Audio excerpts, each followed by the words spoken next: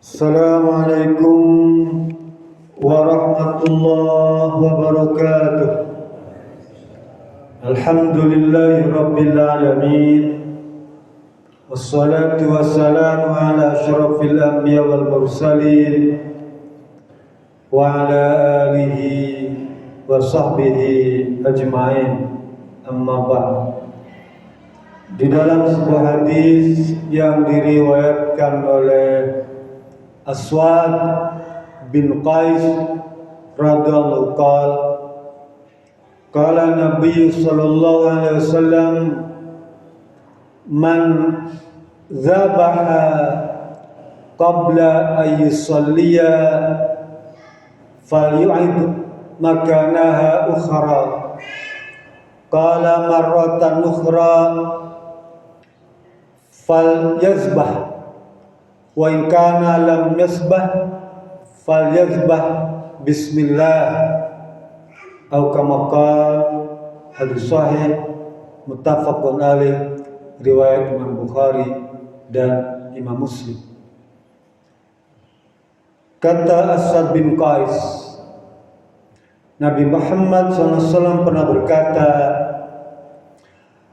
barang siapa yang menyembelih hewan kurban sebelum sholat Idul Adha,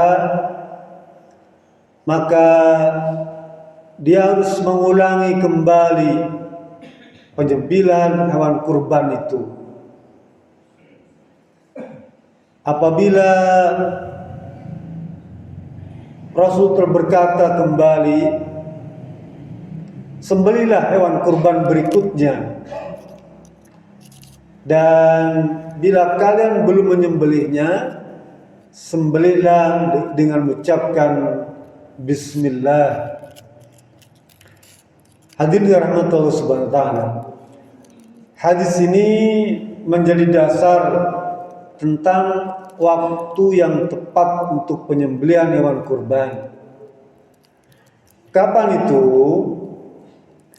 Secara tersirat hadis ini mengajarkan kepada kita agar penyembelihannya dilakukan setelah sholat Idul Kurban, setelah khutbah Id dilaksanakan, maka barulah kita boleh melaksanakan.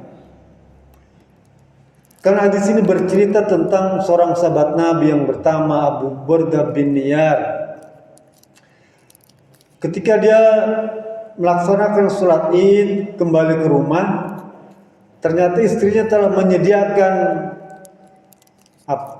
hasil masakan daging domba itu. Lalu ditanya oleh Abu Burdah, "Wahai istriku, ini makanan dari mana? Ini daging dari mana?" Lalu kata istrinya, "Ini adalah daging sembelihan kurban yang kau persiapkan tadi." Lalu kata Abu Burdah bin Niyar, "Saya jadi ragu tentang sembelihan ini. Aku mau tanyakan dulu kepada Nabi." Tanyakan kepada Nabi tentang peristiwa ini. Lalu kata Rasulullah SAW, "Kalau kamu masih punya hewan kurban, ya, sembelihlah kembali hewan kurban itu." Lalu kata Abu Niyar, "Ada satu domba yang umur 1 tahun." Rasul bilang, "Cukuplah, itu sembelihlah. Karena kalau tidak, maka hewan yang pertama kamu sembelih tadi itu hanya dianggap sebagai sedekah."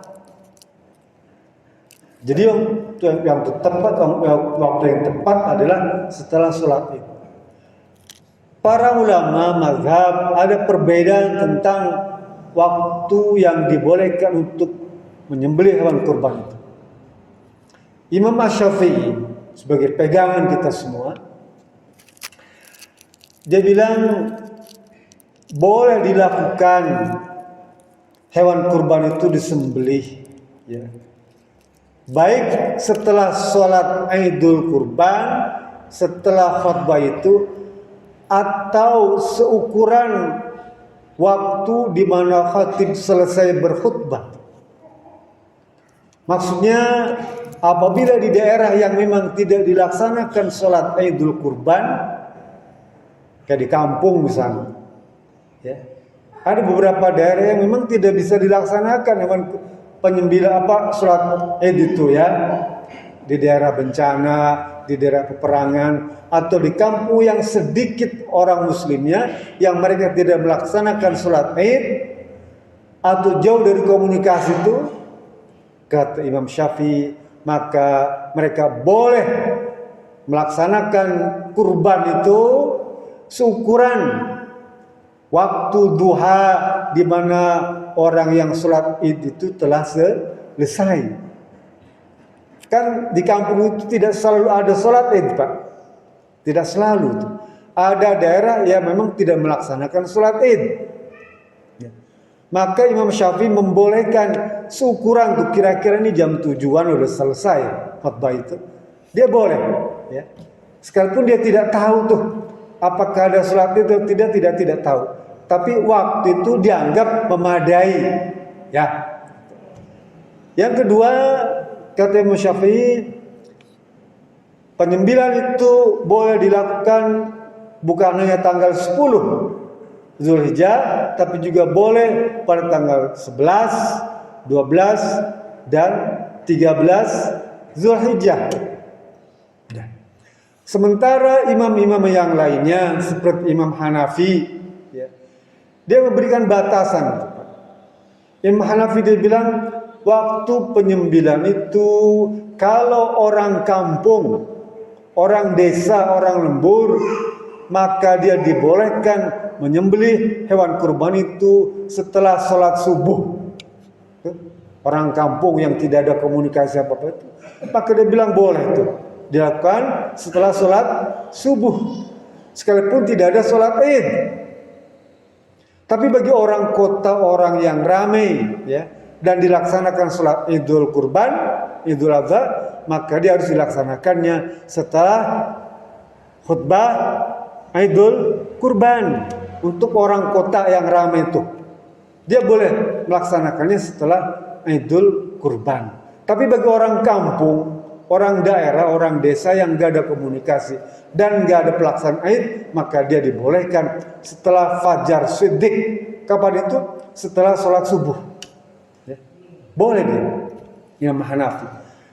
Sedangkan kata Imam Hanafi, untuk waktu-waktu tasyrik dia membatasi hanya sampai hari kedua saja. Jadi Idul Kurban tanggal 10, 11, dan 12. Dan tinggal 13 dia tidak membolehkan, ya, kata Imam Hanafi. Begitu juga Imam Malik dan Imam Ahmad hanya membolehkan sampai 2 hari setelah Idul Kurban. Hari ketiga dia tidak dianggap lagi. Sedangkan Ibnu Sirin dia bilang Idul Kurban, pelaksanaan kurban hanya boleh dilakukan pada tanggal 10 Zulhijjah saja. Sedangkan hari-hari tasyrik tidak boleh dilakukan pelaksanaan kurban. Jadi hanya pada tanggal 10 saja. Kalau kita lihat nih Pak, dari pembicaraan para ulama mazhab ini, memang yang ideal itu, yang bagus itu dilaksanakan pada tanggal 10 Zulhijjah saja. Sekalipun ada beberapa ulama membolehkan 11, 12, 13, tapi yang bagus memang pada tanggal 10 Zulhijjah. Dia ada momentum tuh, ya. Ada momentumnya pas tuh. Lalu bagaimana kalau dilakukan pada malam hari, tanggal 10 Zulhijjah tuh? Imam Syafi'i membolehkan dilakukan pada malam hari penyembelihan hewan kurban itu. Tapi imam-imam lainnya melarang penyembelihan waktu pada malam hari itu, ya. Apalagi di daerah yang mungkin nggak ada penerangannya, kurang. Karena memang di zaman Nabi kan tidak ada penerangan lampu tuh, jadi menyulitkan untuk pelaksanaan kurban pada malam hari. Tapi Imam Syafi'i ini, dia orangnya visioner, ya, jauh ke depan. Sekarang malam hari itu seperti siang dengan lampu itu, ya. Maka boleh dilakukan penyembelihan hewan kurban pada malam hari. Apalagi jumlah hewannya banyak, misalnya tuh waktunya panjang, seperti di Madinah tuh, ya, di daerah kurban pada tanggal 10 Zulhijjah, jadi sampai malam terus, ya. nggak berhenti karena jutaan hewan kurban yang disembelih itu, makanya malam juga terus berlangsung. Nah di kita pun begitu, mana tahu kelak hewan kurbannya banyak, waktunya nggak cukup siang hari sampai malam, boleh. Ini semua adalah hasanah, ya. Perba ini menjadi hasanah, warna ilmu peradaban Islam yang kita bersyukur pada Allah Subhanahu Wa Taala. Banyak ulama memberikan jalan keluar tuh, memberikan